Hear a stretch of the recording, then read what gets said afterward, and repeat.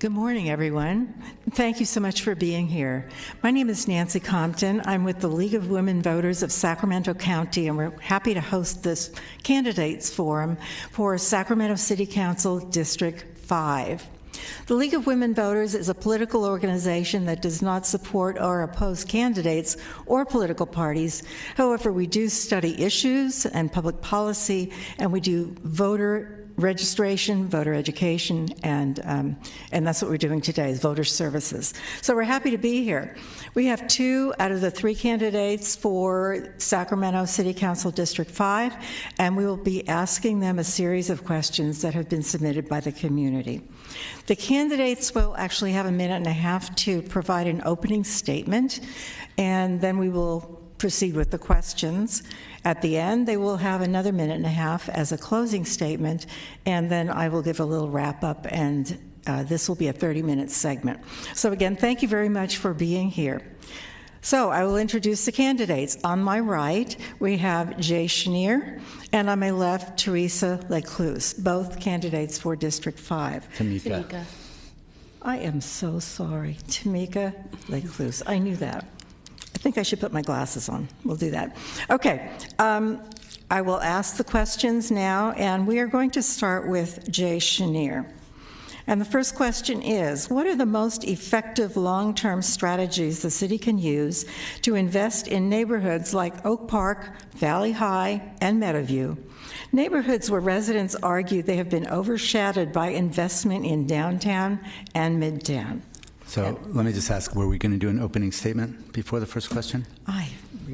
Yes. Up to you. Thank you so much. I am so sorry. This is my bad. Yes, each candidate provides an opening statement, and we will start right now with Jay Schneer. Great. Thank you, Nancy. So first of all, I want to start by thanking the League of Women Voters for putting this on.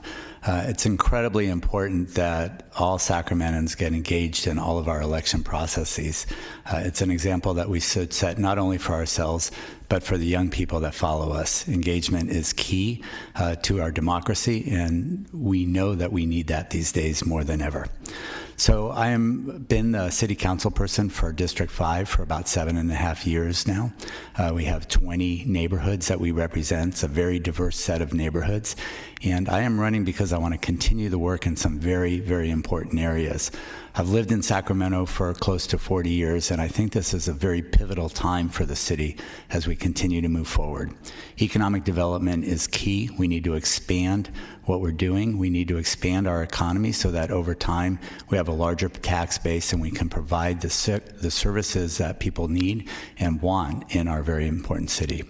I want to continue working on youth issues. We've put together a Department of Youth Parks and Community Enrichment to really put a stake in the ground around what our young people need to be successful in life. Homelessness is a key issue, and also I think we need to look at issues of equity. We've had a rough few months here in Sacramento. I think we're going to come out a better city for what we are doing, but I think we really need to pay attention to those neighborhoods most at risk, and that's why I'm running again and look forward to your questions. Okay, thank you very much. And now we'll hear from Tamika Lecluse. Thank you all. Thank you, League of Women Voters. I am a lifelong resident here in Sacramento. I was born and raised in many different neighborhoods. I have a family. I've been a community leader. I've been a community activist.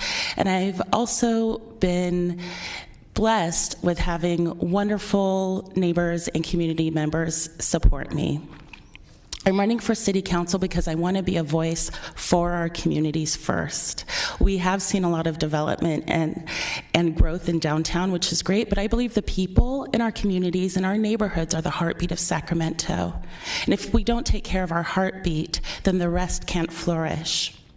I value the link between the child, family, community. I value finding reasonable and viable short and long-term solutions for our housing crisis. And I value making sure that we are investing in our communities, such as the one I live in, Oak Park. I look forward to serving, I look forward to learning, and I look forward to working with the other city council members as well as our other electeds to make sure we are creating a beautiful and vibrant and sustainable Sacramento, one that everybody gets the dignity and respect they deserve, and a community where everybody can thrive. Thank you. And thank you. Okay, now we will proceed to the questions. And the first question, and it will be responded to by Jay Chenier. What are the most effective long-term strategies the city can use to invest in neighborhoods like Oak Park, Valley High, and Meadowview? Neighborhoods where residents argue they have been overshadowed by investment in downtown and midtown. So I think it's a great question, and it's an incredibly important question at this point in time. The city has taken some steps to really do investments. We have a Rails grant program, which has been $1 million. We have a program called our Creative Economy, which was $500,000. Those are grant programs really to seed small businesses, particularly in at-risk neighborhoods. Those are both working. On the first one, we had over $7 million worth of applications. On the second one, I think about $4 million worth of applications. So we know that there is an energy out in our neighborhoods to really seed those businesses and those small businesses. Jobs are the key to those neighborhoods, and businesses are the key to those jobs. I think that we also have to look at how we deal with our vendors and how we deal with folks coming in. The Golden One Arena is a great example where we had apprenticeships, we had certain percentages that we wanted to hit around small business and around certain zip codes for folks to put them to work. So working with those folks is the way we're going to get there. Thank you. And Tamika. So long-term strategies, of course, are economic investment, but also investing in our human infrastructure, apprenticeship programs, job training programs, financial literacy programs. It means making sure that there's a hiring preference for residents in that community. It's making sure that we're taking away barriers to entrepreneurship for the residents in that community. I think that investing in our youth needs to be continued and needs to continue being a high priority. It's very important, though, that we make sure that there are the protections in place for them beyond high school, beyond college, that they can come back to Sacramento and give back to the neighborhood and the city that nurtured them. Okay, thank you. The second question, and I will start with you, Tamika. And by the way, if either one of you would like me to repeat a question, I'm happy to do that. So the second question is, do you support the proposed rent control ballot measure that may appear on the November ballot? Do you support rent control in general? And if not, do you support other rent stabilization efforts? I do support rent control in general as well as rent stabilization efforts. I believe that if the city had stepped up and created a rent stabilization package working with our housing advocates and our homeowners and our renters, then the measure that we will see in the November ballot would not have been put together by community members, which is who's ultimately leading this. That was a cry for help. That was a cry from the residents saying, we need some control now. We need some sort of protections now. And so I do support those efforts. I believe it should be up to the voters. I think the voters will decide whether the voters decide to adopt this measure or not. I think that it's our job as city council members to move forward and make sure that we are protecting our community members with stabilization. Thank you. And Jay, same question. Thank you. So it's shameful if people are getting very high percentage rent increases and for one reason or another cannot stay in their homes. We need to take care of that. We need to do some type of rent stabilization. How many increases can you have in a year? What's a percentage increase that you can do? The mayor's talked about a fund to help folks who maybe have a medical emergency or some type of one-off event so that they don't get kicked out. We know it's much more expensive to be homeless than it is to be in a home. So we need to keep people in our homes homes, and I'm very much in favor of some type of rent stabilization program. We have conversations going on with the advocates, with our unions, to hopefully get somewhere. I think it's important that we actually take our positions on this rent control initiative. It's going to be a major initiative. I'm against it. I think it oversteps. I think having a rent control board that is really a stepping stone on politics, that has subpoena powers, again, is an overstep, so I am against it. Thank you. Okay, the next question, Tamika, I will start with you. And the next question is, construction on the retail center at Crocker Village has started. Would you support a fuel station of any size on that site? Thank you for that question. I would support making sure that we are moving forward with where California is going. California is moving away from gas-powered vehicles and more into energy-efficient and electric vehicles. Being so close to neighborhoods, I understand the community's concern. I live a block away from a gas station. But it's also important to make sure that people have the services and that agreements that were made are followed through in a really equitable way, not just bringing in input from the community, but making sure that the surrounding communities can benefit from it. So I would support working with the community members and working with the developers and working with the business owners to make sure that we're providing a project that works for everyone, keeping in mind that we need to make sure we are putting in place the energy efficient protections that California is moving forward with and towards. Okay, thank you. And Jay, same question. So I'm opposed to a gas station there. I think that we have to listen very closely to all of the communities that we represent, and particularly projects that are in specific communities. Prior to our conditional use permit vote on this item, we had a community meeting. We had well over 400 people attend. We took a vote. 88% of the people in the community were opposed to any gas station. I'm very excited that the developer seems to be moving forward without the gas station at this point. You know, when we did have the community meeting, Safeway came up and said the reason we need this is because the Raley's on Freeport will have a gas station. The Raley's on Freeport does not have a gas station. They're moving forward with groundbreaking probably in August. And so, again, I'm excited that the developer is moving forward, but I'm very much opposed to it. I want to represent this community. There's jobs potentially at stake. Those jobs can come with or without a gas station. Okay, thank you. All right, the next question, and I'll start with you, Jay. Okay. Cannabis businesses are moving into several neighborhoods in Sacramento, causing commercial rent increases that are displacing some existing local businesses. Since the city code prohibits undue concentration of cannabis businesses, should the city take action to prevent business displacement, or do you prefer letting the marketplace ideas decide? I think the market is going to decide on this, and as we move forward with cannabis, it's important to understand why we're involved. For me, there's three issues. One is public safety, second is public health, and a third is revenues to the city. On the public safety side, we are actually using the permit fees from the legal cannabis businesses to close down the illegal cannabis businesses. We've hired more police and more code enforcement officers using industry funds to do that. On public health, we are going to be looking at campaigns, particularly around youth, using funds from the cannabis tax and also from the permit fees as well. And then on revenues, this is really our only source of new money at this point. We're looking at potential of tens of millions of dollars to really help those communities that are most in need. We have a neighborhood responsibility plan that's 1%, and that will go back into the communities to mitigate any negative effects of any of the cannabis businesses.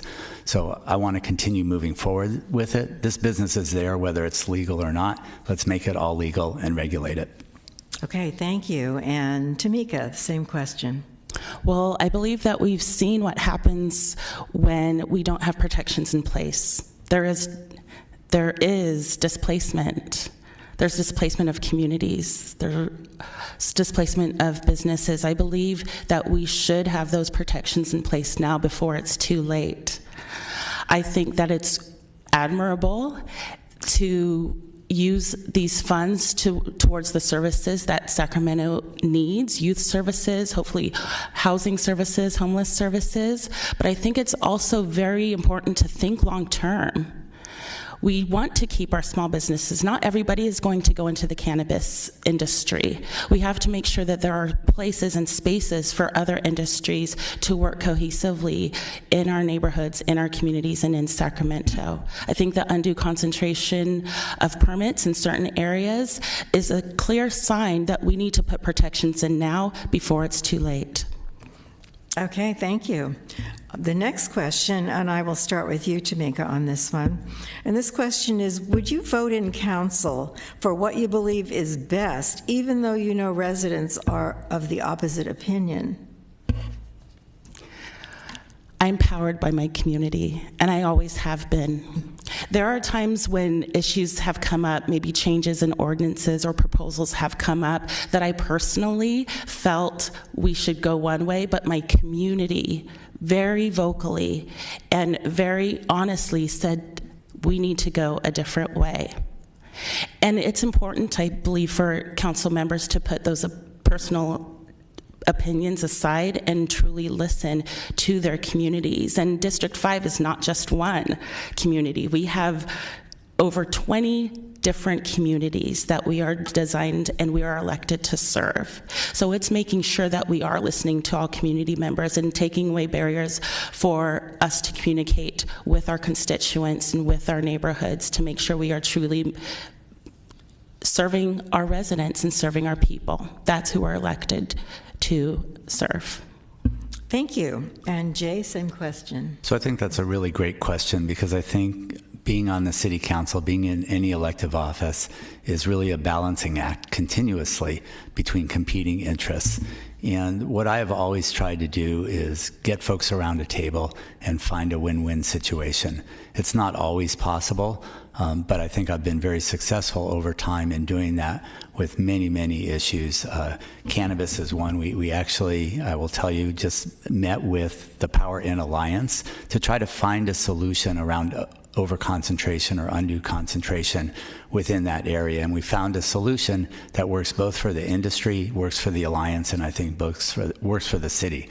So I'm going to continue to try to do that. Where we can't find that solution, what I'm really going to be looking for is what's the long-term best interests of the city. Again, it's a little bit of a balancing act between the interests of the city potentially and the interests of a singular neighborhood, but we have to look at long-term, again, to try to get to that win-win situation. Okay, thank you. The next question, and we'll start with you, Jay, is what will you, along with other city council members, do to move our city to do its part in cutting pollution, such as electric vehicles, more bike lanes, et cetera? So I think we're doing a great job. We are really investing in our bike lanes. There's a lot. If you're riding around downtown, you can take a look. We're in May is Bike Month, so it's an appropriate time for that question.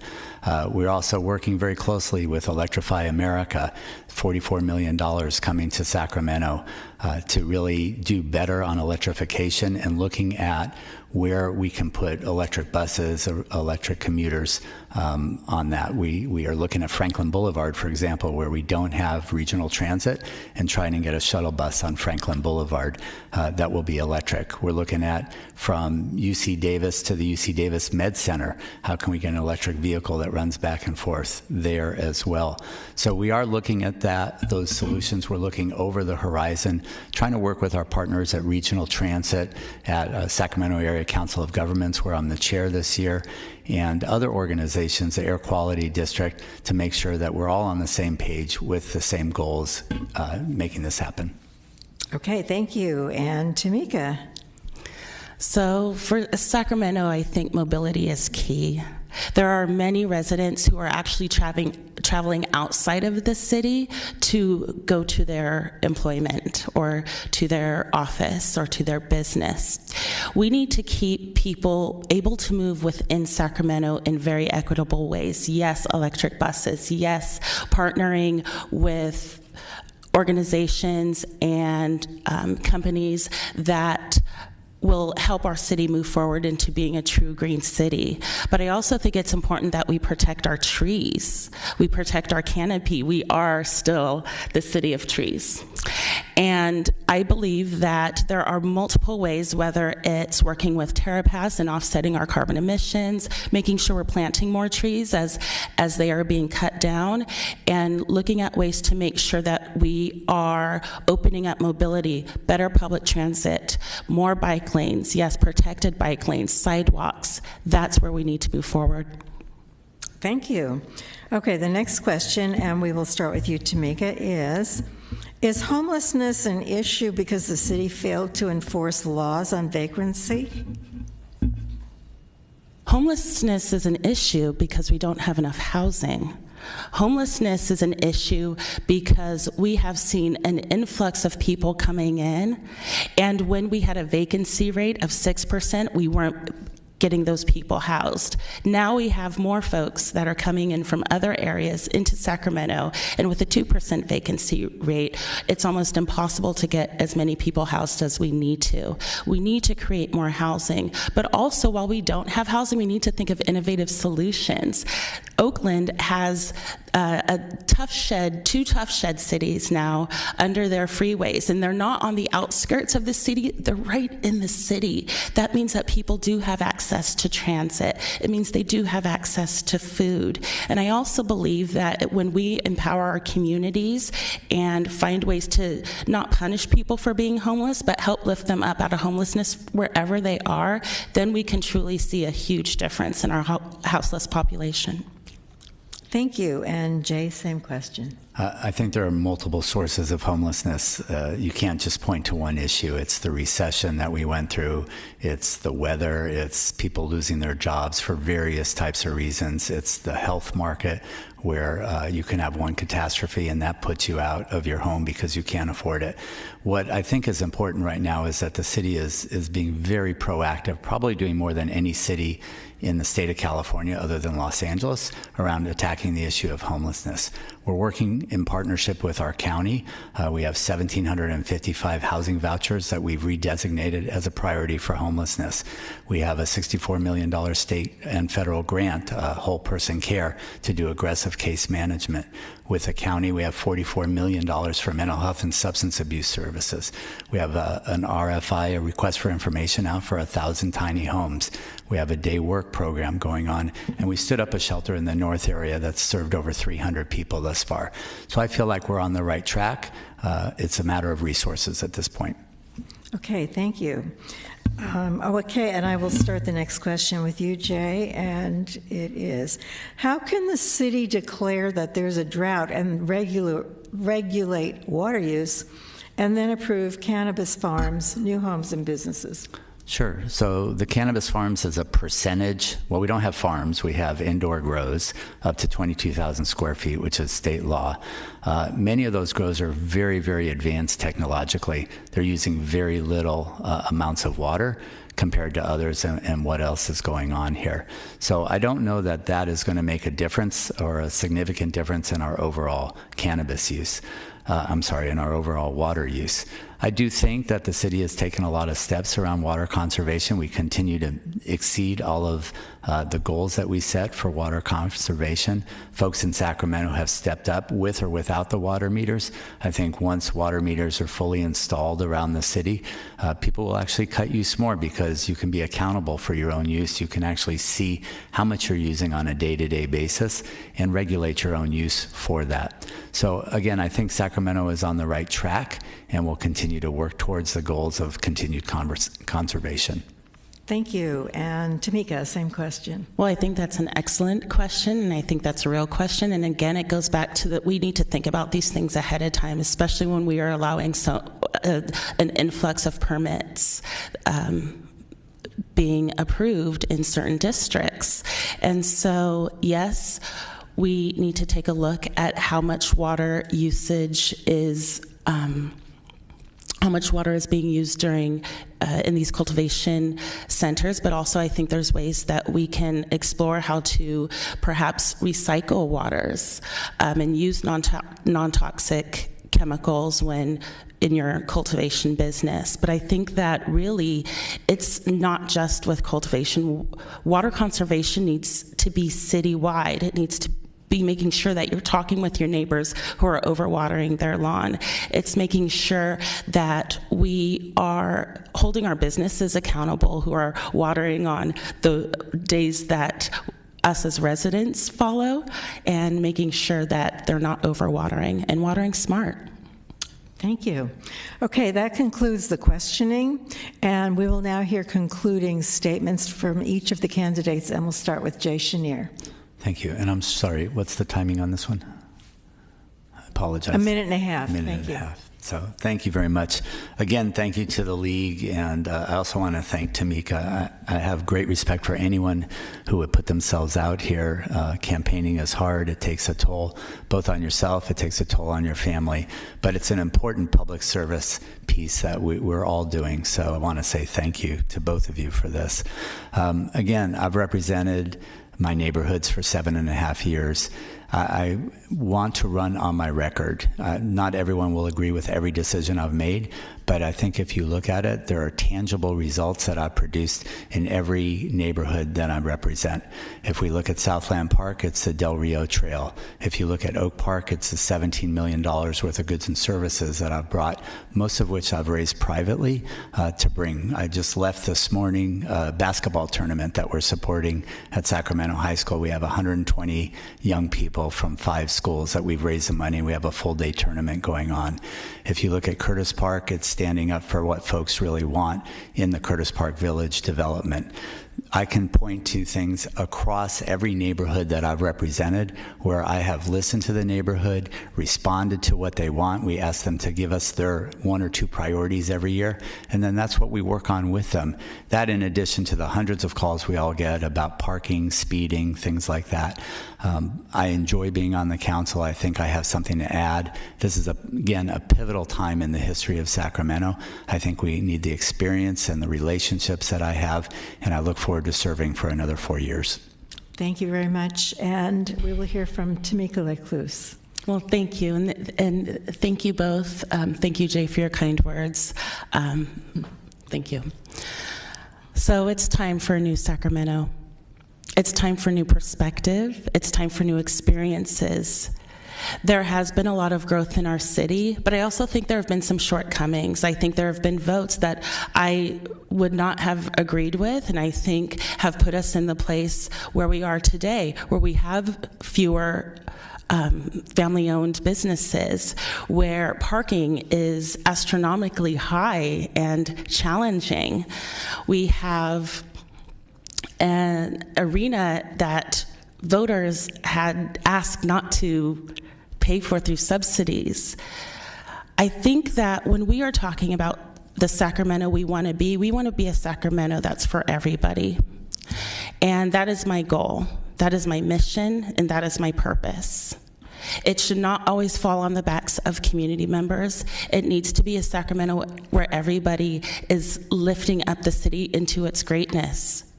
There's a reason why there are more homeless, and no, it's not just the recession.